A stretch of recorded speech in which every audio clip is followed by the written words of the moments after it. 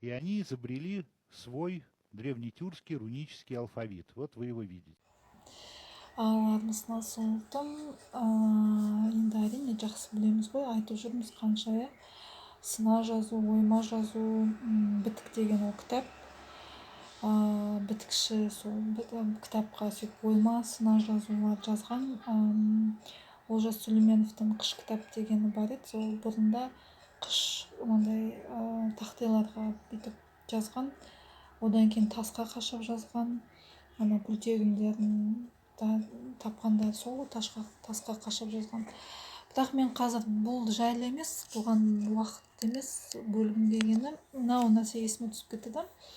Осыдан 2-3 күн бұрын Один туралы скандинав елдері дейді ғой, мынау нормандықтар, солтүстік герман, даттықтар, бірақ даттықтар кішкене бөлек, шведтер, австриялықтар, француздар кіре ма, кірмей ма?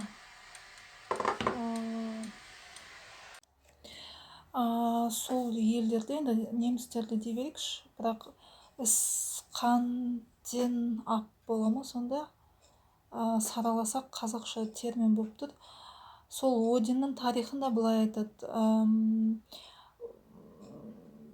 Игдриссель деген ағаш бар екен, 3 әлемді біріктіреді. Біздің өте бойдағы атада сөйтіп айтқан ғой, әлем 3 деңгейден тұрады.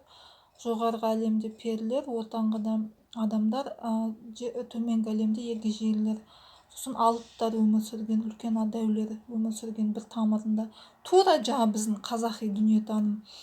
Бірақ оның қазір түпкі қалай оны қазақшылдыққа әкел дегенде, мына нәрсе: Один солардың жаңа құдайлары, Тордың әкесі, найзағайдың әкесі, бүйтіп барлық өнер білімнің бәрін білген екен.